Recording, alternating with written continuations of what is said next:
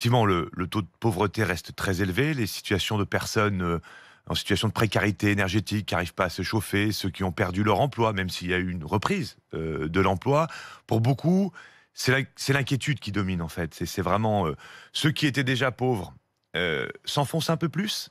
Ça, c'est le constat de l'INSEE, c'est-à-dire que le taux de pauvreté n'a pas forcément augmenté après la pandémie, 9,2 ou 3 millions de personnes. ce qui est énorme. C'est énorme, mais sous le seuil de pauvreté, hein, c'est énorme. Oui, c'est près de 15% de la population, mais comme vous le dites, ça n'a pas forcément explosé avec la pandémie. Non, le constat qu'on peut faire aujourd'hui, c'est qu'il n'y a pas forcément eu, grâce aux mesures d'ailleurs de protection, il n'y a pas eu forcément une explosion du nombre de personnes qui sont sous le seuil de pauvreté. En revanche, ceux qui étaient déjà en situation de pauvreté Ils sont beaucoup plus s'appauvrissent pauvres. davantage. Et ça, c'est quelque chose d'extrêmement inquiétant, parce que ça veut dire que les inégalités se creusent. Ce quinquennat n'a pas contribué, en dehors des mesures Covid, à réduire les inégalités. Il les a même plutôt renforcées pour certaines. Quand on fait le bilan du quinquennat, on s'aperçoit que la plupart de la population a gagné en pouvoir d'achat avec des indicateurs macroéconomiques, sauf les 5% les plus pauvres. Donc là, il y a un sujet.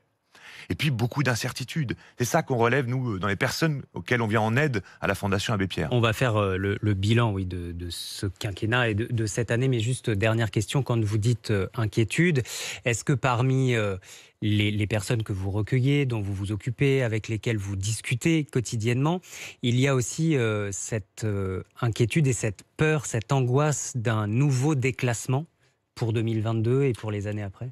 Oui, en fait, ce qui se passe, c'est que en réalité, vous avez les dépenses incontournables. Celles qui, vraiment incompressibles, incontournables, celles qu'on dépense dès le premier jour du mois, en quelque sorte, qui ont fortement augmenté. Et ça suscite de l'inquiétude énormément. C'est-à-dire qu'une fois que vous avez payé vos loyers, vous avez payé vos charges, on sait bien, le gaz qui a augmenté entre 50 et 70% depuis le début Ça de va l'année. mieux sur le marché du gaz, hein. On nous annonce Ouais, enfin, moins 40% là. Mais ouais, enfin, effectivement, oui, ça- c'est pas les 100 euros du et chèque puis énergie. c'est un processus depuis quelques années. Non, c'est pas les 100 euros. Hmm. C'est pas les 100 euros. On évalue à peu près à 500 euros l'augmentation des coûts liés au chauffage cette année. Donc, du coup, vous avez 100 euros, c'est un pansement. C'est un pansement utile, mais vous voyez bien que ça n'est pas à la mesure de ce que dépensent les ménages. Donc, quand vous mettez le loyer, les charges dans leur ensemble, les assurances, le téléphone, pour beaucoup, dont on dit votre pouvoir d'achat a augmenté de 2%. Mais oui, mais après avoir honoré ses dépenses, ils disent Oui. mais moi, j'ai plus grand-chose pour la fin du mois. D'autant Donc, que la peur du déclassement, elle est là. Ouais. Elle est là. On le voyait avec Emmanuel Le Chip il y a quelques minutes.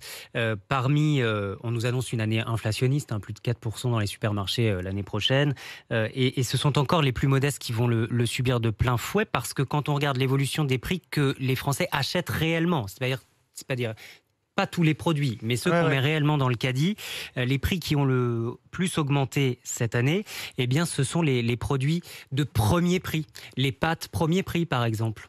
Absolument. Et le chauffage, l'électricité, par exemple, vous voyez, le gaz. C'est-à-dire des choses qui sont incontournables. Ça, c'est un élément qui est extrêmement important. Et vous venez de dire quelque chose d'important.